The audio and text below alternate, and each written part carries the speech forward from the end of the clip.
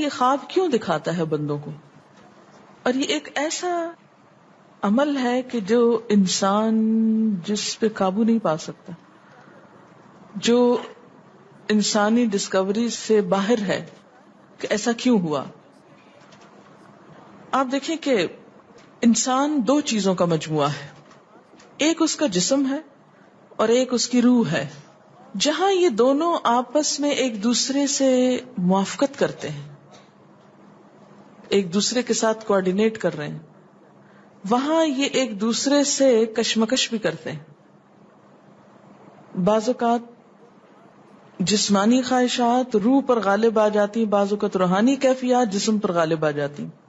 عام طور پر دن میں جب ہم دنیا کے کام کر رہے ہوتے ہیں تو ہمارا جسم ایکٹیو ہوتا ہے، اور اس کا نتیجہ کیا ہوتا ہے کہ روح کی جو کار فرمائی ہیں وہ ذرا لو ہو جاتی.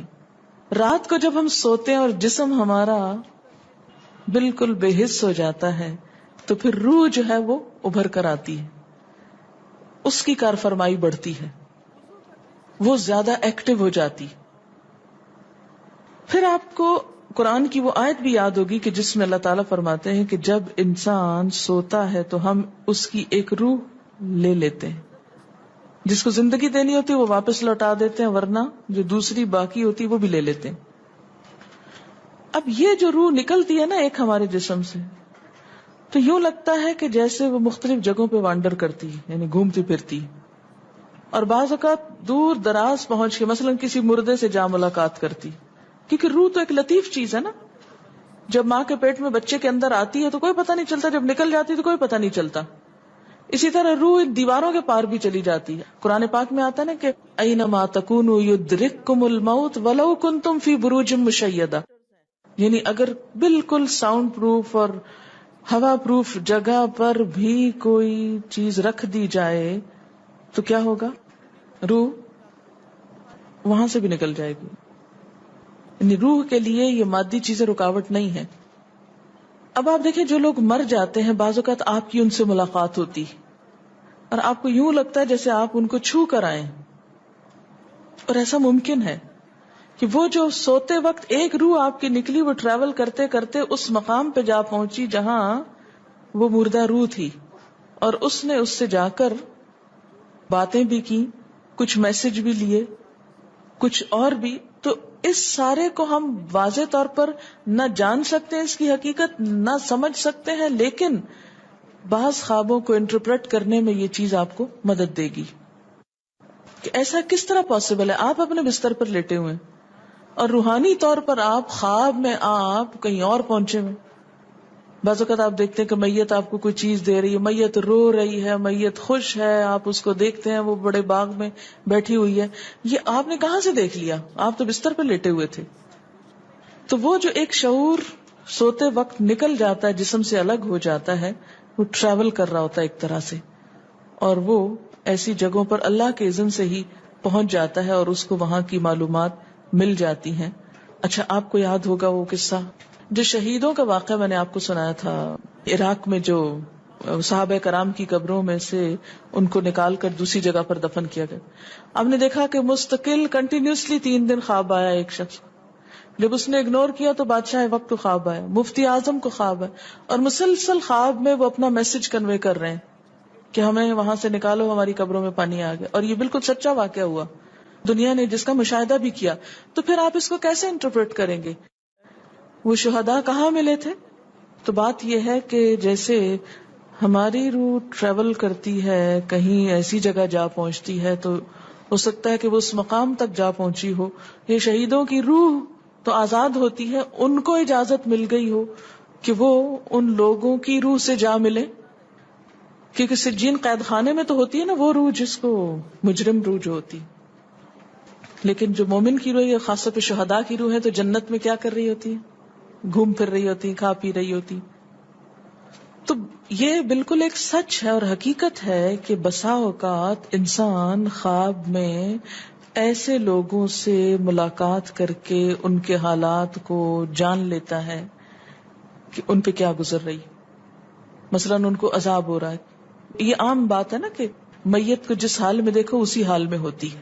یعنی اگر خواب میں دیکھیں کسی نے اپنے والدین کو دیکھا کہ وہ بہت رو رہے ہیں فوت ہونے کے بعد، تو کیا کرنا چاہیے؟ ان کی طرف سے صدقہ دعا کرنی چاہیے. یہ بھی اللہ کی ایک رحمت ہوتی ہے کہ ان کو موقع دے دیا جاتا ہے کہ وہ اپنا میسج کنوے کر دیں. ایک طرح سے وہ اس کے دل کی بات نہیں ہوتی، الا یہ کہ آپ کسی انسان کے بارے میں بہت برا گمان رکھتے ہیں اور آپ اسے دیکھتے ہیں کہ وہ رو رہا ہے یا کچھ، لیکن کئی اور لوگ دیکھتے ہیں کہ وہ ہنس رہا ہے، کھیل رہا ہے. تو اس کا مطلب یہ ہے کہ پھر آپ ان دو کا کنٹرڈکشن کیسے دور کریں گے؟ تو پھر آپ یہ دیکھیں گے کہ جس نے خواب دیکھا ہے اس کا اپنا نظریہ اس شخص کے بارے میں کیا تھا، کیونکہ اس کی اپنی بدگمانی تو نہیں اندر چھپی ہوئی تھی کہ جو سوتے وقت اوپر ابھر آئی اور اس نے وہ روپ اس طرح کا دکھا دیا. پھر وہ حدیث نفس میں آ جائے گی، دل کی بات میں وہ چیز آ جائے گی. ٹھیک.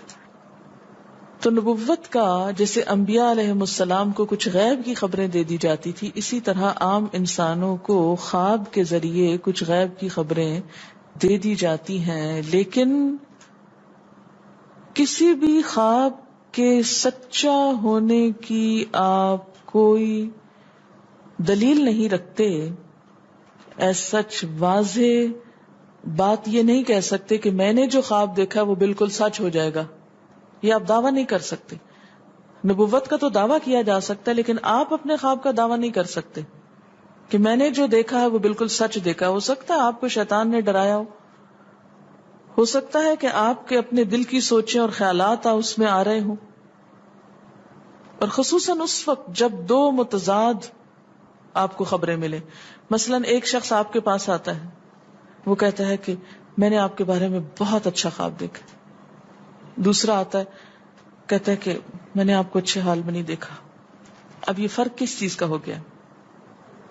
اس کے اپنے گمان کا فرق ہے.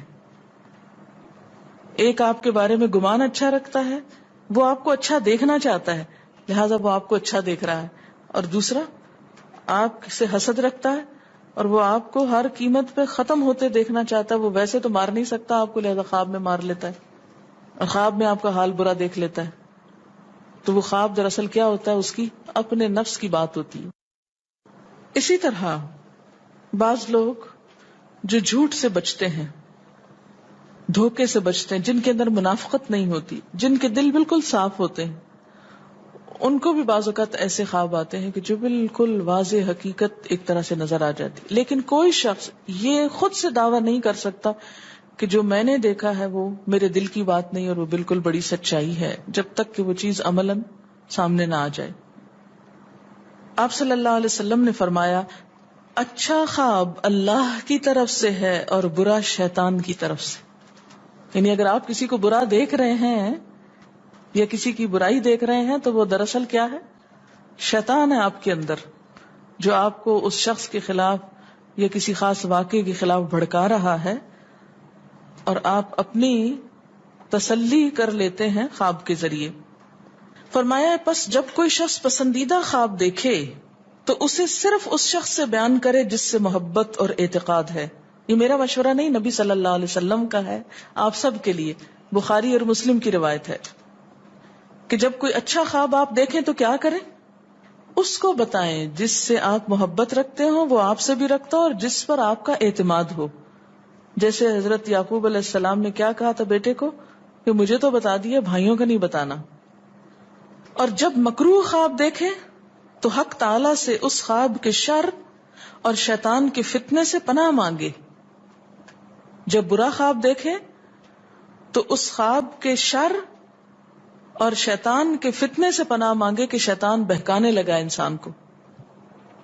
اچھا آپ دیکھیں کہ بعض اوقات یہ ہوتا ہے کہ جسے ہمارا کسی سے اختلاف ہوا ہے، عقیدے میں، گھر کے جھگڑے میں، کسی ذاتی اس میں، تو ہم کمزور ہوتے ہیں، مجبور ہوتے ہیں، اس کو کچھ کہہ نہیں سکتے. تو پھر ہم بعض اوقات اپنی تسکین کیسے کرتے ہیں؟